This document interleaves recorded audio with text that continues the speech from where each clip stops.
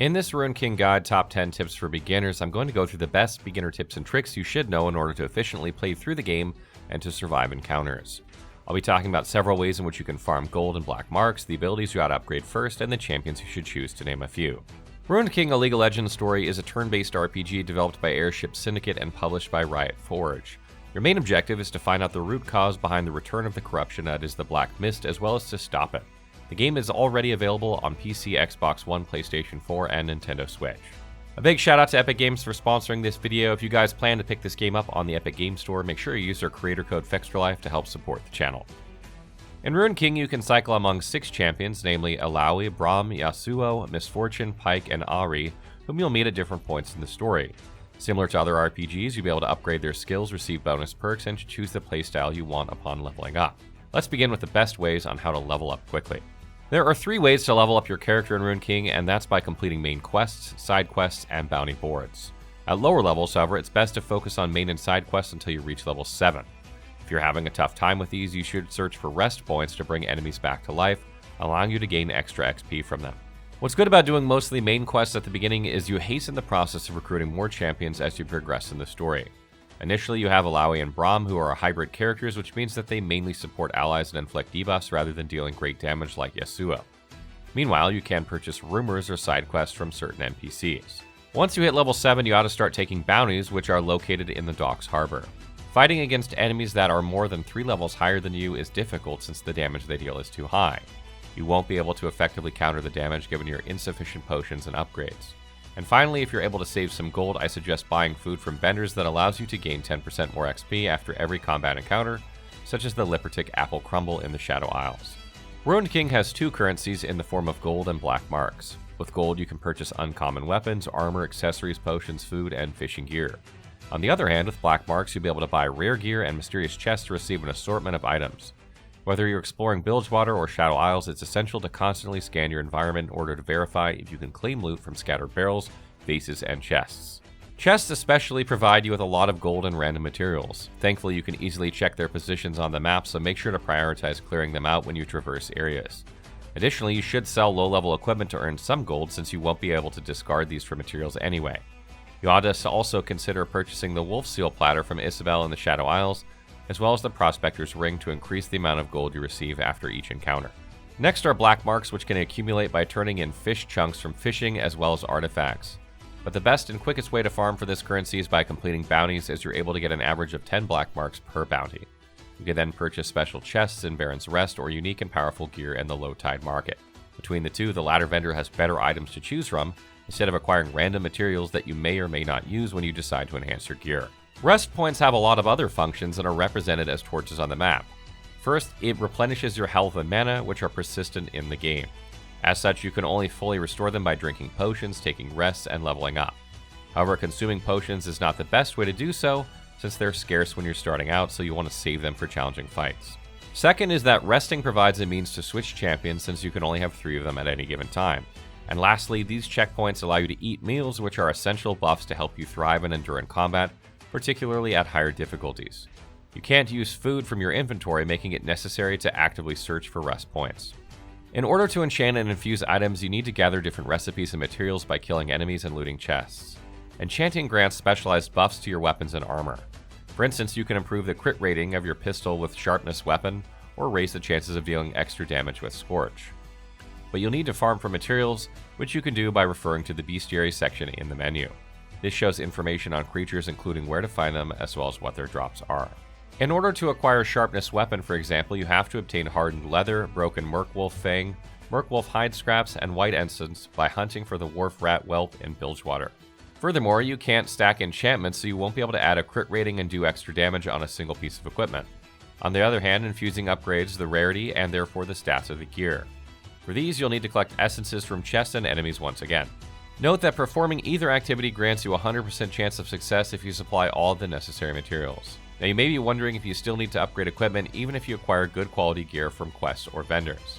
And the answer to this is yes, because you'll be able to enhance and customize their features the way you like. Remember that vendors primarily sell uncommon equipment, so you have the option to purchase them before undergoing enchantment and infusion, as long as you own enough ingredients to do so. Since you can only bring 3 champions with you, you need to choose them wisely depending on what they're capable of doing in terms of dealing damage, healing allies, and acting as tanks. As such, you'll be able to control the battlefield better because the responsibilities of your heroes are evenly spread out. For example, you compare Alawi with Yasuo and Pyke. Alawi has the ability to heal while dealing damage with her tentacles, whereas Yasuo can inflict massive critical damage. She also has the potential to attack in quick succession thanks to her gun's blazing ability, which improves haste. Meanwhile, Pyke deals damage over time with bleeding while also inflicting greater damage when he's in stealth mode or when the enemy's health is below a certain percentage. These types of synergies are vital to stay alive, so you should consider them carefully. Alternatively, you can go with a Braum and Yasuo setup to absorb damage with a shield and to deal massive critical damage.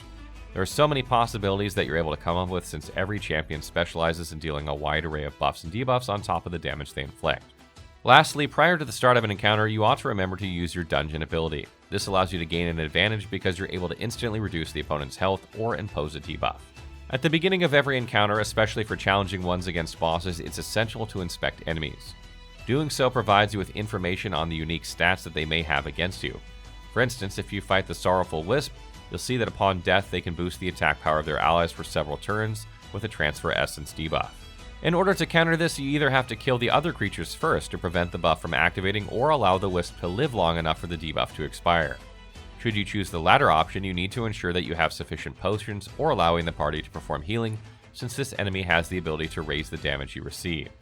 At higher difficulties, constantly inspecting your targets can make the difference between life or death. In addition to inspections, you should pay attention to the initiative bar region of every encounter. This can either be a hazard, which has the potential to inflict damage over time, a boon to aid you in combat, or a wildcard, meaning a random buff or debuff. There are many buffs that you can chase after, such as haste, critical chance, and healing, to name some. As long as your champion's portrait touches the borders of the corresponding region, you'll be able to gain its benefits. It's also true for hazards, which you ought to avoid at all costs. The bar plays a pivotal role in determining the right time to use certain abilities. You can switch lanes in order to get the buff or to dodge whatever debuff is available at the moment.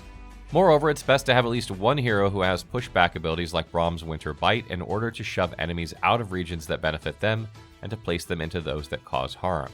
This also delays their next turn. Lastly, there are some creatures such as the Spectral Wharf Rat who have a shifting form buff. It's initially a non-expiring passive where applying abilities in the balanced or power lane can make your attacks miss. However, you're able to dispel this buff if you charge from the speed lane. Each champion has 3 types of skills that they can use in combat, and these are instant, lane, and ultimate abilities. Lane abilities allow for lane switching, giving you the flexibility to reduce cast time or to improve your raw power. Instant abilities, on the other hand, are those which you activate immediately without expending mana or making use of any cast time, although they're not as potent and versatile as lane abilities. And finally, ultimate abilities are the most powerful ones, and they can only be used once you've filled up the party's ultimate meter. Now, managing your health can easily be done by healing and drinking potions, but balancing your mana is a different issue altogether. Not only are mana potions pricey, but they're also scarce to come by. So if you don't have enough of them in your stash, you should resort to activating instant abilities in the meantime. Doing so fills up your overcharge meter that eventually lets you transition into using lane abilities later on.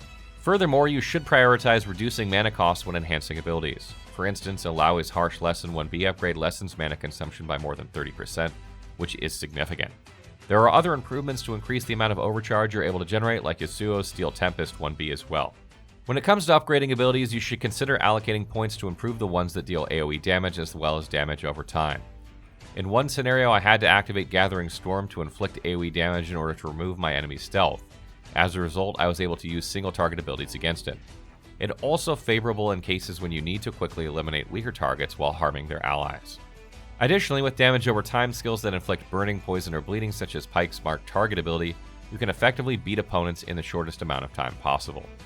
Until you understand how to master a champion, it's important to invest shards in runes or perks for a single class or playstyle to avoid spreading yourself thin. As such, you gain permanent bonuses even if these are small. In Pyke's case, if you prefer to improve his chances to deal critical damage together with the ability to enter stealth, then you should allocate points into the assassin class. On the other hand, if you want to boost his attack power and take advantage of the status effects he inflicts, then picking the Drowned One path would be the best option. The more shards you invest in a particular class, say the assassin, the more bonuses you receive like Crit Chance Mastery and Calculated Opening. Should you wish to change playstyles or mix and match perks, you can do so quite easily since it's free. To acquire more shards, you need to purchase them by spending black marks or to collect lore entries. With the latter, you accumulate points to exchange for Tomes of Knowledge per champion. Once you obtain a single tome, you can use it to gain 1 rune shard. That's all the tips and tricks we have for you for our beginner guide for Ruined King. If you have more questions about the game, be sure to drop by our Twitch channel and ask, since we'll be playing it on and off over the next week. How are you guys enjoying Ruined King? What did you think of the guide? Let us know in the comments below.